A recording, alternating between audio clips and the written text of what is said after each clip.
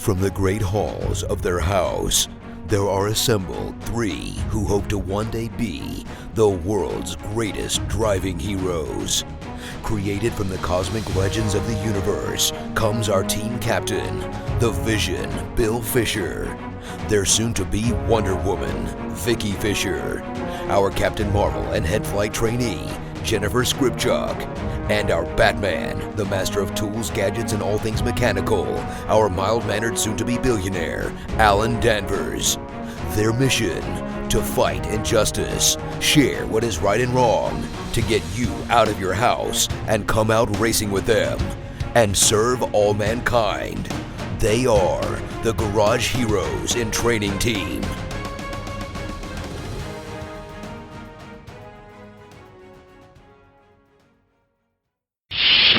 Captain's Log Supplemental.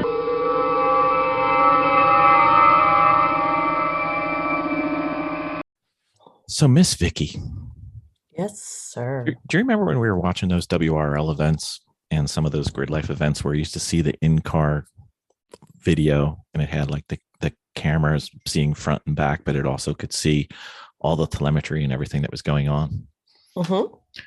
You know, most of the ones that we liked were taken by the Sentinel system. Remember James came on our podcast earlier? Right. You know, we have no excuse since he lent us one for trial and demonstration purposes. We should actually probably put that in one of our cars. Maybe two. I really think we should. I think we should. I know.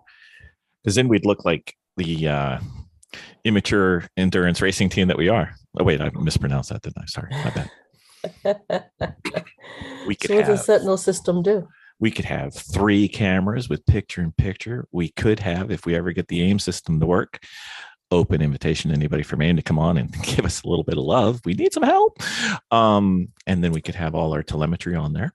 And then we can have it streamed live into the paddock or around the world to our millions of fans. We're apparently very popular in Kenya right now. Don't know why, but that's fine. And it can integrate all the available race statistics from like Race Hero and everything. So we could actually see how we're doing on video. We wouldn't even have to carry around our phone anymore. Live. I love it. Dominating with Dawson. Reporting semi-live, formerly from the track known as PittRace, we have one Dominating with Dawson. Welcome. Thank you. Thanks for having me.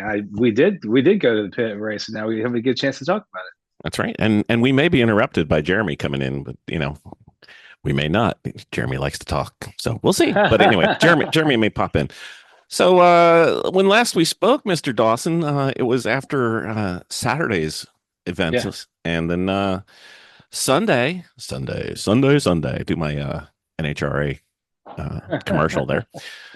How did Sunday go?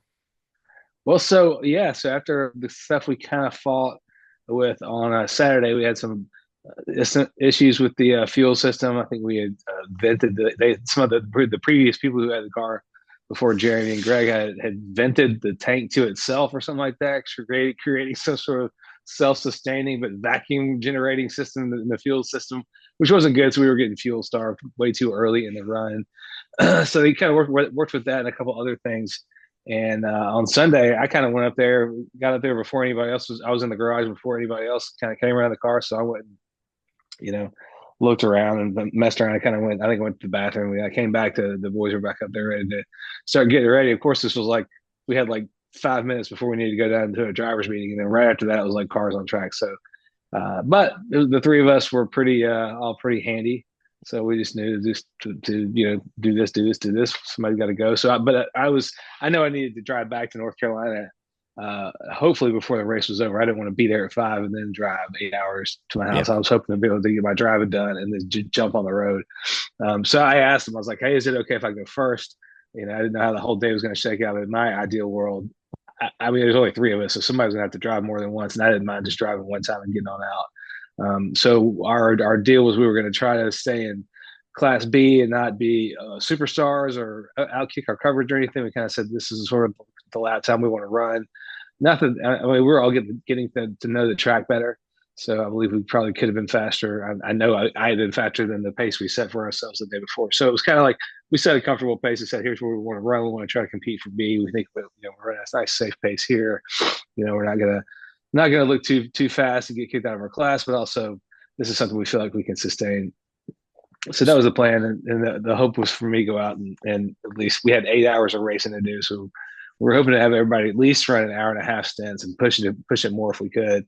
It was just you kind of had to run into your lap times tapering off at the end because the fuel starve would get worse and worse and worse. And, happen more places around the track. So you're just giving up time as the car starts to stumble more and more. And also, you never know. Every time you gamble on a lap with the car stumbling like crazy, like this might be the one where you end up having to come back on the trailer. So we were really gambling with fuel and just out there like blah, blah, blah, stumbling everywhere. But in my stint, I I made it more than an hour and a half. Greg Fuss is really the master of saving fuel. He's kind of the person who really gobbled up. We knew we were going to have probably like a little bit of a dangler stint, but with me kind of going long and Greg went even longer, we kind of gobbled up that little parcel of a stint pretty early on. What were you going to ask, Bill? Before you had the fixed Saturday night into Sunday, how long were you going before you hit fuel starve, and how much were you going after? Well, I think I went like 30 minutes to start getting fuel starved. Ick. So it's pretty early on, and we just drove with it, kind of sustained for a while. I forgot why I came in when I did on Saturday. I think we came in to look at something else. See previous podcast Dominating Dawson where we remember what we were talking about, but yes. see previous episode. I can't. It's been a long time since then. Post race hangover is real, people. But going out on Sunday, we kind of had smaller versions of the issues we had fought on Saturday. And Saturday had ultimately been kind of a shakedown for this car, which kind of showed up to the track as a basket case, unknown. It hadn't been on track until somebody, the previous owner, had put it into a wallet Road Atlanta, I think. So it had a lot of stuff done to it. And he still needed a lot of stuff at the track. And Jeremy and Greg did a great job of getting the car ready. And then hey, don't forget, you and we peeled that sunburn right off that hood. We did peel some of that wrap right off the head. So it's about the technical ability of my mechanicalness. Exactly. By the time Sunday came around, those issues were all kind of minor. It had been alleviated to a good enough degree that we could go out and get busy. But the real shock came Sunday morning when I had heard Greg and Jeremy talking about the Vanos, which is the variable valve timing system like VTEC, but on a BMW engine. I heard him saying something about like, yeah, it's got a growl, and I think the Vanos is messed up and it's got a weird growl. The exhaust sounds different. I was like, that's weird. So I didn't ask about it, but when I got out there, I definitely noticed that the exhaust note was different. It sounded like a growl to me. And then when we got going racing, I had a good start because this guy knows how to start a race. So it's a race, not a wait. It's a race, not a wait. So I had a good start, but then once I got out there to get going, I was like, whoa, I got no power. So everybody's just blasting right back by me. And they get on the radio and say, hey, I think I heard y'all talk about the Vanos being messed up. I said, I don't think I got it. I got no power. I got no throttle response. I can get into fourth gear. I was never even sniffing to get, halfway close to getting in fifth gear with the amount of power I had. And so Greg's like, all right, cycle the key. And I'm like, what do you mean? He's like, turn the key off and back on. I'm like, you mean driving down the straightaway? He's like, anywhere on the track, just do it. I'm like, to me, still seemed weird. I kind of know in theory that it shouldn't be a big deal, but it feels weird to be doing that at speed in a race with cars around you. So I did it, and the car came back on and had the good power, and it felt like it did the day before. But then immediately the check engine light came back on, and again the Vanos had disappeared. It was kind of just like not really pulling. Yeah. So I tried the key again after he said that. Luckily, one good thing about these guys was they had radio in the car, and we were able to talk to each other trackside. PittRace is a small enough track where it's not like you disappeared on the back of the track and can't talk on the radio. You can talk to your team the whole time. And so we were back and forth. Those guys are really good about being responsive and having the radio, nearby. And we were just talking to each other, the whole weekend. Whoever was out on track, it was easy to get on the radio, and likewise. So that's nice. That was nice that we could kind of communicate the whole time. But so I'm still out there, kind of no power, and the race is sort of starting to leave us behind a little bit. And Greg goes, cycle the main battery kill switch. And I said, you talking about the big thing we turn off when I come in the pits? He's like, yeah.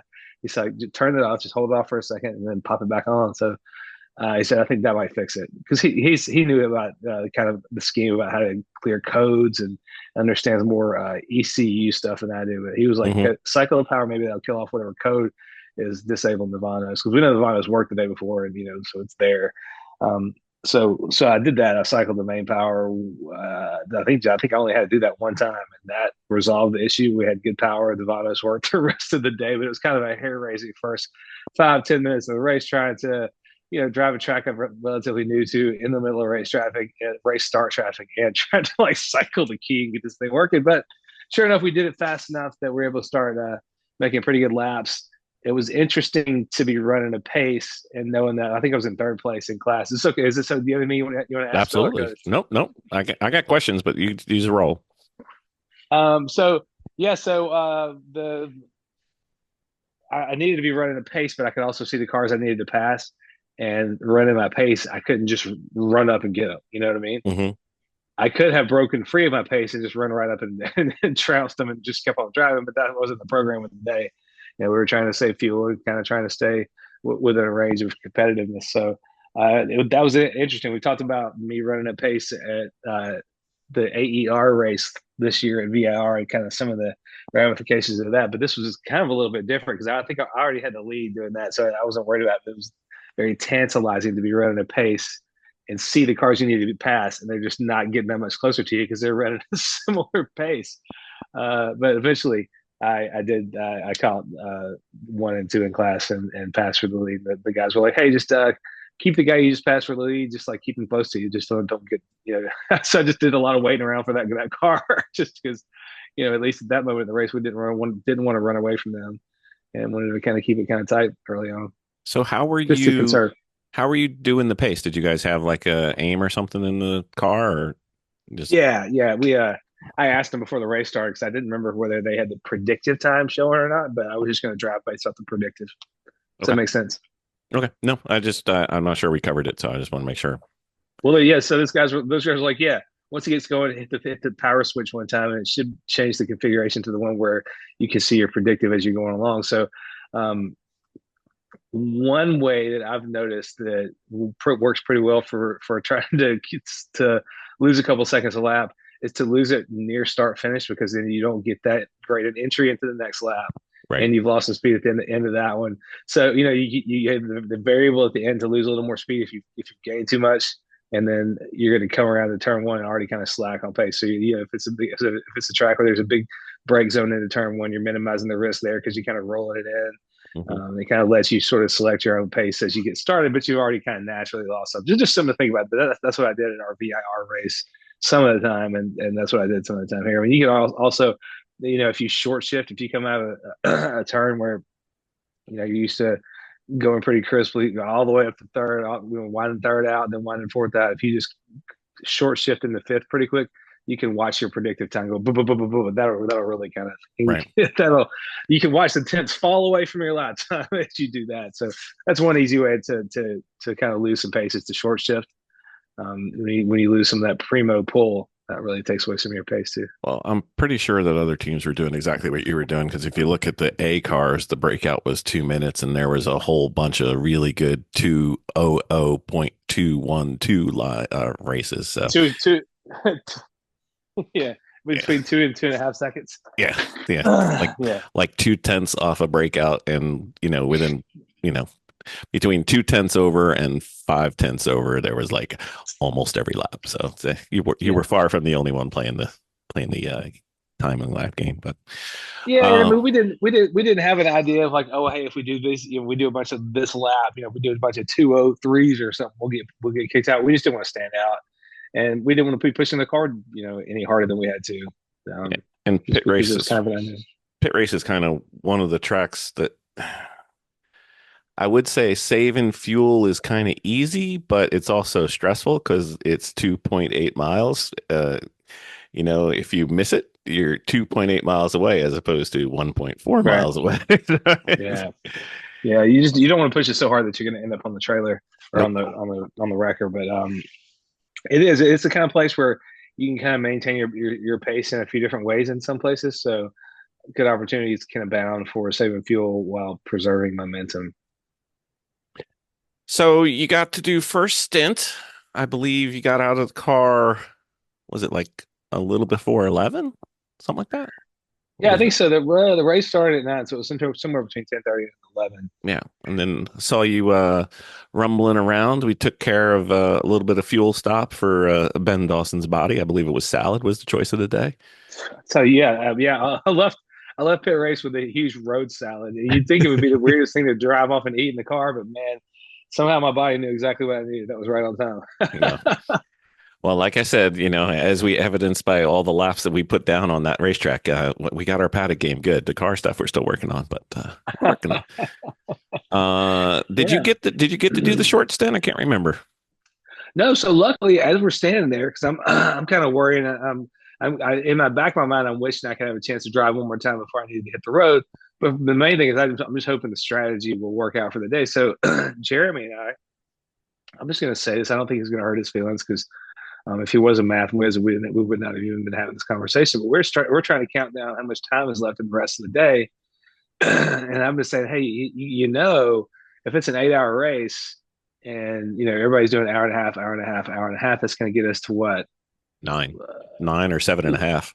Yeah, it's pretty much 7.5. So I was like, there's going to be a dangler out there. You're going to have to eat it at some point. You don't have to wait to the end of the day to eat it. If you know it's out there, you might as well eat it now. So y'all just throw me out there for 20, 30 minutes, and you're good fueling the rest of the day. And we start talking about it, and I'm like, all right. And so I started adding it up in my head, and I realized with the good stint that Greg was having, where he was going even closer to 2 hours, and the amount of time I'd already saved, plus in laps, out laps, 5 minute stops, I Yep. realized like, hey, I said, hey, we're not even going to need a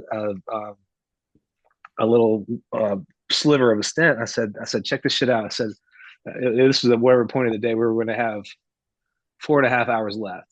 So the race went to 5. This is kind of right around 12:30. We're about to get Greg back in one more time, and then we were going to get Jeremy out for the first time. So Jeremy was going to go hour and a half to 12:30 to 2, and then 2 to 3:30, and then 3:35. So we were Yeah. at a point where we realized we've already gobbled up what was going to have to be a little gap stint with pretty good fuel stops. It was like, oh crap, you can do it with a Jeremy stint, one more Greg stint, and then another Jeremy stint, and then you're done. So that's how they ran the race, and those guys banged it out, and kind of Iron Manned it the rest of the day with the two of them. But I mean, just out there running 207s, 208s all day. And again, the time that the lucky dog or breakout time, the fastest cars were doing was 2 minutes flat, pretty much, or in the Yep. very low 2 minute Yep. range. So we weren't like trying to sniffing any of the top performers or anything like that, and we're just out there kind of doing pretty good. And I'm not saying that, I don't mean that to say we sandbagged. I just mean we weren't pushed in an unknown car,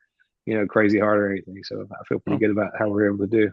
Yeah, to keep track of gas too, because if you start pushing those sub 202s, you're going to be sucking up more gas, and then your endurance won't go there. So yeah, we did have the pace to sustain another stop. You know what I mean? Yep, and we had to go do a quick little fuel run for you guys to make sure you were good. That's what I heard. Yeah, I appreciate that. Hey, somebody's got to. So once it's not like we were doing anything else, Ben. I mean, Oh man, unfortunate. we got really good at packing and unpacking. That's pretty much all we did. We'll go into that car later. So once you left the track, you couldn't care less. You just kind of ditched everybody and drove home. I remember not hearing one thing from you about how the race is going, or anybody watching Race Monitor while they're driving, or nothing like that at all. I only texted y'all like 78 times about how the race Something was like going. that. It was kind of like I knew every lap what the times were, so you were doing okay. Yeah, it's so funny. The car that was in second, they were fairly close to us in performance, Mm-hmm. like raw good times, but overall they weren't as consistent as we were being, and so it was easy to kind of keep them behind us. But at one point, I was like, I thought that they must have a huge fuel stuff, and I was like, I was like, we're about to stop twice to their one stop, and then they stopped or something like that. But for a while there, I was like, oh crap, they're going to get us just on a secret fuel cell nobody realized, Yep. You were quite text panicking, and it was quite funny. I'm like sitting there going, "No, Ben, they gotta stop soon." And then like 2 laps later, boom! I could see Ben's from like 300 miles away, maybe 400 miles by then. I could just see Ben's blood pressure go. All good. Oh, good times, good times. That was good. Uh, So scratch your itch, get a little fun racing in before the season ends. yeah, it was awesome. It was everything I needed. I tell you what, I had some crazy family news going on and some other stuff that's pretty heavy on my mind. So it was nice to cut loose and come do this. And it's always nice to win something, even though I'm always trying to impress on my kids how winning doesn't matter. And hey, listen, Dad goes and races, and most of the time I don't win, but food tastes better. You feel cleaner after a shower. You know what I mean? The sun is brighter. Yes, colors seem more vivid. My underwear is cleaner. Whatever. Maybe not that last one. Did I go too far? Too far. No, that felt genuine. It felt right to me. It was ringing true. Yeah. All right. Very good. Very good. So, initial thoughts on PittRace were pretty positive. You got to do another day. Yeah. You got to do some more. I would say, if you're going to pick the end of October to go to PittRace, you're not doing too bad weather-wise. That's about as good as it's going to be. That was nice. I felt welcome from the second I drove through the gate. The person at the gate made me feel extremely welcome at like 11 o'clock Friday night. So just one thing setting the tone can make you feel one way or another about a place. But I came into that place with a positive feeling, and I love the track, love the facilities. I definitely, I don't feel like I learned the course at all. Or somebody who's a native of that place could blow my doors off in anything, but I look forward to learning more about it. There's so much nuance to a lot of those corners. There are definitely a few things I was picking up in the last few laps. I was like, oh, that's how I should have been doing this or that. But yeah, it's a really cool course that I think it rewards precision at a lot of places on the exits. Yeah, it's a big exit track, but the I think you I can't remember because we did the podcast and then we didn't do the podcast. You're talking about lobbying for your team to do an away race there? Yeah, I've already been. Well, I don't know what year, but I have been telling them like, hey, if we want to do a flyer somewhere, we want to do a runaway race. It would be a good one. I agree. I'd love to see you guys out there. That'd be fun. Yeah. And who knows? By the time we get the VIR with Lucky Dog, our car might be working. Yeah. Rumors. Yeah, I hope so. I do hope so. I called our friend Hugh, said, hey, bidet, car needs a little love. Can you squeeze me in before, March?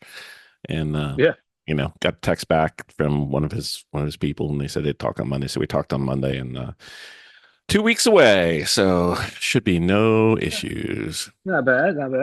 No, not at all. So looks like we are doing that, and then we're also trying to find a spare engine because if we can blow it up one time, obviously we can probably blow it up twice. So we'll have better spares for you next time, and we'll do it. We're talking about just when you get your new bottom end, and we're talking about sourcing one from a junkyard or having them build you one. I don't know. I think they're going to take the one that we have and take it out and take a peek at it and then diagnose, is it dead or and then if it needs to be machined, and then I'm looking for a second one because we have two of those cars, so might as well have a spare engine.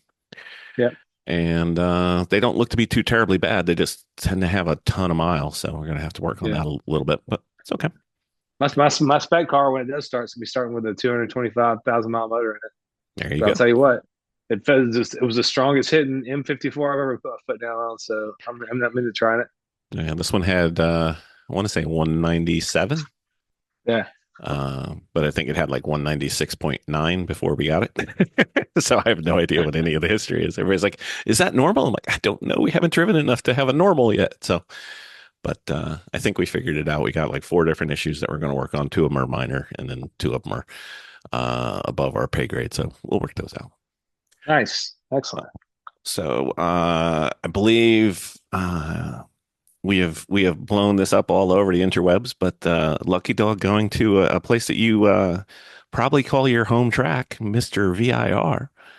Yeah, I'm excited about that. It's gonna be a blast. I love it when I keep being surprised by the different markets Kathy and them have been in or are about to go in. I'm like, oh crap, y'all are going there. So I heard they were going to VIR. I felt like that was really a feather in their cap, but also I'm really excited to have them come that close to my front door. You know what that means, though, Ben? What's that? We have no excuse. That's right. We will finally get to VIR. Hopefully with you there. Love to have you there. Hopefully. Yeah, I'd love to be there if I can. And we still owe you a stint in that car at least. So don't plan on just beating us on the track. You're going to have to compete with us too. Drive with you. Yeah. Yeah. VIR is going to put hair on all of your chests. That's fine. That's fine. We can do a little grooming. It'll be good. It'll be good. So I had one question. I couldn't remember where did it go, Ben? Where did it go? VIR. PittRace. PittRace. What's my favorite part of the PittRace course? What's your favorite? Yeah, do that so I can think some more because that's what that was. Yeah, I'll tell you. I love turn one. Turn one's your I favorite. love figuring out I can get slowed down just barely enough to get the car turned. I could get the car turned where I could see the red and white of that inside curve. I could hit the gas and they let it go. And it's that forever wide. So wide. Forever wide. Using every scrap of that exit. I know I talked about this in the previous one where we already talked about it, but I love turn one. Started really loving turn 14 more and more as I started getting the turn in time, right? Realizing how much of that, how much of that angle to go ahead and just straight line it down that hill and let the car kind of fall away. It's a really fun track. So when we were talking early, right before the drivers' meeting, or perhaps during the drivers' meeting, you were saying is turn 5 and 6 the same as turn 17, and I said no. Did you see what I was talking about? Yes and no. They are both a couple of spots of the track that will punish you. Oh yeah. If you try to be too eager on the exit. Yep. You need to get a good exit on both places to get a run up that big hill up and down to the S's, or up that kind of hill to leading you onto the fresh stretch. You need a good exit. You need to start build the speed in both those places. If you try to push it too soon, you get loose, and I guess you can probably get kind of loose in both places. But that was the effect I would see is the ass would want to come out, and you would push off too far left both places. If you were trying too hard, you just have a couple wheels off and figure it out. Like, oh, I didn't ever do that, but that's where I could tell that's where I was headed if I was trying any harder than I was. You know what I mean? Yeah, you can somewhat say you're going to pit lane if you do it wrong on the 16th. Yeah. It's like, oh, I guess I'm getting off now. So yeah, so they're not exactly the same corner. They're definitely different elevation elements, and they are at the same profile to look at it. But they are both corners where you got to be pretty precise on timing your exit, and if you try to push it too hard, it'll punish you. Yeah, don't chew too much of that at one time. Gets a little scary. Indeed. Oh, I remember what it was, Mr. Dawson. I don't remember if we talked about it on the last one. I think we might have, but we subjected you to a little bit more on Sunday. How's it to sign those limited edition Ben Dawson stickers? Oh my God! I mean, I can't believe you made me do that. I know. It's what I got to do, Ben. How is it? How is it to be that famous? It's mortifying, is how it is. Did you set up an eBay search just to see when they go up for sale, see how much they go for in the black market? I thought you were going to ask me if I set up a table there so I could just sit there and sign it for people. We were thinking about doing that. Oh Jesus, that was crazy. We weren't going to do it to you, but we're thinking that might be a Lemons theme in the future. I'll tell you. I don't think we specified this. I think we should. But here's another instance in my career where I've gotten to go to a brand new track to me. Yep. Never turned a lap there, and have had some getting on the podium style success. Mm-hmm. Love going to a new track. Love it even more when I get to be like, oh yeah, we got a trophy too. I believe you didn't get a trophy. You got the trophy, the pinnacle top step trophy. Yeah. It's all good. They're all good trophies together. Mm-hmm. Mm-hmm. Yeah. So I've got an eBay search out there. I want to see if anybody pops one of those up for like $200. We'll ship now. See what the rate is. I might be able to pay for next season if I can forge some more Ben Dawson signed Ben Dawson as the Flash sticker, limited edition. Feel free to forge my signature. Not a problem. Just to get that ball rolling. Neither one of us can spell our own name, so why should we differ when we spell the other name? So it'll be fine. Sure, absolutely, exactly. All right, very cool. Well, Mr. Dawson, Jennifer, amazingly got to see you in person. It was a lovely thing. Yeah, that was wild. Yeah. And we would have seen Jeremy, but Jeremy can't even figure out how to dial in, so that's fine. But that's okay. Man, we'll get that guy. Can't take him anywhere. That's right. I do thank you for coming up. I hope you had a good time. I hope it de-stressed a little bit and maybe ended your season with a little extra racing, No rubbing, just racing. It really did. I appreciate you all bringing me up and putting me in a ride, even when the one you had so generously brought didn't work. And look how good it is right here at the end. I know. I'll be here in a minute. 38 minutes later, Jeremy Hall. Now he's on mute because he can't figure that part out. I'm sure he was rebooting him. Well, check this out. I'm going to say thank you very much for getting me out there, and I had a blast. It was more than I ever could ask for. Really good time. I'm gonna get out of here. Good All night. right. Thanks for having me. So we may continue with the dominating without Dawson, or thank you, Ben. And I don't know what Jeremy's doing. So who knows how I'm going to end this one. Thanks. Thank you, Ben. Good night. See ya. Good night. Bye.